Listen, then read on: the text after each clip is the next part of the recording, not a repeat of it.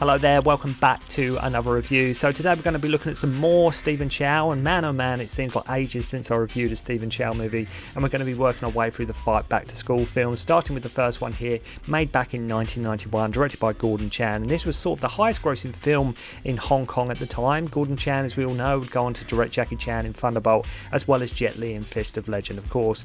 Now, as you would expect from a Stephen Chow movie, there is plenty of silly slapstick humour, and the main plot and driving force of the film is often put on the back burner to focus more on the comedic antics, but the movie is no worse for that, and that is exactly what you look for and what you want when you go to see a Stephen Chow movie. And to say from start to finish, what you have here is a really fun movie. It's great to have all the movies in a nice tidy box set thanks to 88 films, but man oh man, there is so much more Stephen Chow they need to release. They really do need to get so many more classic Stephen Chows brought out for new releases. Along for the ride here, there we have the always beautiful Sharla Cheung, and on fine comedic form as always, and proving once again he works so well with Stephen Chow. We have in Man-tat, and it's amazing watching it even now that it still makes me laugh. Like, I can always put it on this movie and have a great time with this movie, like I can with all the Fight Back to Schools. Though, saying that, I'm the kind of person that still enjoys. I'm the kind of person that still enjoys watching Police Academy movies. So that's just me. That's just how I am. You actually get some action in the movie too, and showing that Stephen Chow can handle these kind of scenes. But yes, it's goofy, it's funny, and you have to watch these films subtitled in the original language, and it's the only way I think you get a true feel for the humour and the jokes that take place. The premise is simple. Chow goes undercover in a school, and it's almost like something sort of Adam Sandler would have done before even Adam Sandler movies were a thing. The film still feels fresh, and as I say, still highly entertaining. It's not often I say this about Hong Kong movies, but it's one of them movies that actually most ages could enjoy this movie. It's kind of the kind of movie if you're if you have family or siblings or wherever it may be, if you're chilling out and, different ages and you want to watch like a funny Hong Kong movie, you probably will have a lot of fun here. As I say, if you like movies like Police Academy, Naked Gun, you'll probably find, you'll be right at home with this film here. Or if you've only seen Shaolin Soccer, Kung Fu Hustle, and you want to check out more Stephen Chow's, Fight Back to School is actually quite a good place to start. If you want to get into some more of his other work, I think I can highly recommend Fight Back to School as a place to, okay, I've seen Shaolin Soccer, I've seen Kung Fu Hustle, probably his two most widely known and seen movies, but where do I go from here? I think Fight Back to School is definitely a good place to start. So as soon as the film opens, Stephen Chow lets you know right away what kind of movie this is going to be. Like, he plays Star Chow, and it looks like him and his police team are about to begin a raid, and there he is putting in his eye drops and applying some lip balm. Plus, a moment with really complicated, there's a moment as well where he's using really complicated sort of elaborate hand signals as well. So he saves this woman hostage. We learn it was all like an exam, and all his men sort of die in this, like in a training sense. He works for the Special Duties Unit, and makes me laugh too when he thinks his superior fancies him because he offers him a leg up, but what he really meant was promotion. His boss tells him some students came for a tour and that his gun is missing, and he wants him to go undercover at this school to find out who took it and retrieve it. And before you know it, the very next scene, he is in uniform with his backpack, okay? We see Dennis Chan in this movie too, who you'll probably remember from Van Damme's Kickboxer. Also have Paul Chun in this movie as sort of the head of discipline. Now there's barely a minute that goes by where something either doesn't make you smile or laugh out loud, okay? The fact he is almost crying as he likens sitting in class to being in prison, or how he keeps getting the chalkboard duster thrown at him. And what makes that funny is they sync it up with this rocket sound effects whenever it's sort of launched at him, which just adds to making it even more hilarious. Or like when Dennis is talking about moles in the Ming Dynasty and they would chop off your willy, and Chow is like, how much? He goes, well, it depends how much you got, which again thought was a funny line. Or like when he's with this when he's sitting with this super forgetful chemistry teacher. As I say, the gags come really thick and fast. So Chow has a tries to break out and tries to climb the gate where we meet Man-tat from CID, who has been sent there to sort of assist him.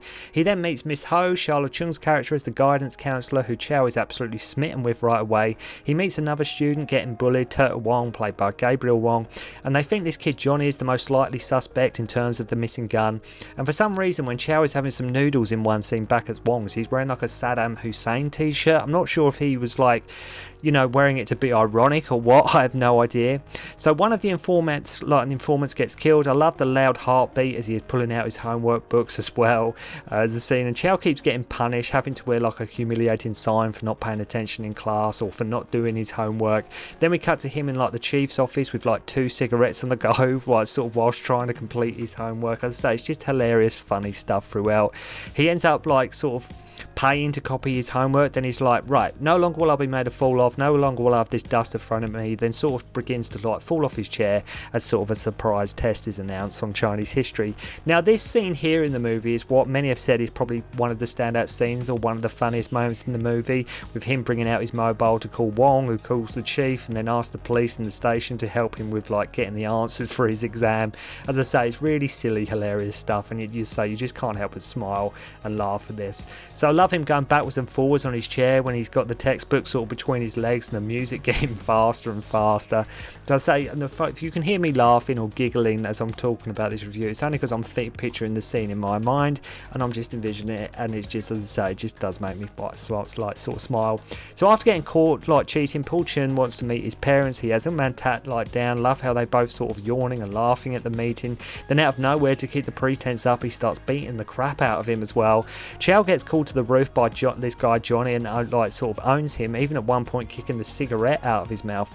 So Chow now starts to do really well, right? He starts to become like a model student with Miss Ho sort of helping him. Funny in the montage too that he's still getting sort of the chalkboard erasers thrown at him, but he is managing to sort of dodge them and catch them now at this point. He starts to connect with Miss Ho, and what is funny is you actually see a few Game Boys in the movie as well, so that really does show the time the film was made. And I love when he goes back to the Turtles and he's like, do you want Sega, Nintendo or PC? Those were the days to be back in the 90s, right? Funny scene where he sort of chases after Turtle for acting suspicious, and where he pretends to sort of bounce back on this like badminton net, which is a lot more funnier when you actually see the movie. If you watch that scene, you'll know it as soon as it happens. Look out for a hilarious scene too, where he tries to pretend like a condom is some chewing gum, even going so far as to actually blow a bubble with it at one point. So Miss Ho eventually finds out the truth. Some guys turn up with machetes wanting to chop Chow. He gets busted by sort of Ho's boyfriend, is brought back to the station. The chief actually gets him like this scissor leg grip as well. Watch out for the scene here where, like within Man-tat 2, he actually smokes a piece of bamboo and manages to get some smoke out of it as well, with Chow just looking so confused. So he tells him about this guy's Big Fly's sort of arms shipment, okay? Chow finds the cop gun and drives off with the guns that like Tat has been captured by villains, as I say, just sort of crashing through it here. So cue an explosion, Tat grabs the cash at this handover, then they sort of run back to school, and in that, like they have this maze set up, and I tell you, this is one goddamn elaborate maze for a school. So I love how Chow freaks out because every time he tries to grab a gun off the villains, there's no bullets left in the piece. So Big Fly takes some hostages and some students actually do get shot. Miss Ho gets taken hostage. Tat goes to set fire to the cache but has no light.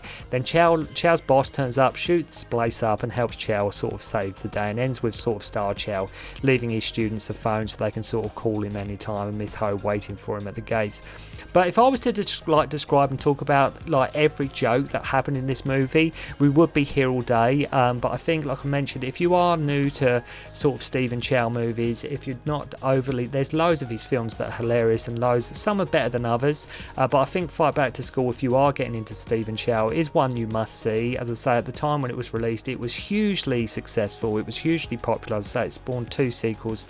And as I say, I think they are worth checking out. And like, even watching it now, you know, it's amazing how sort of fresh it feels. I mean, like I say, this was early 90s, 91, and let's say the film does really, it's still funny, you know, it really is still funny, which is a real testament to the film. But as I say, if I was to describe all the jokes and everything that happened, you know, it's be healed. It's like trying to do a review of like Naked Gun or Airplane or something, you know.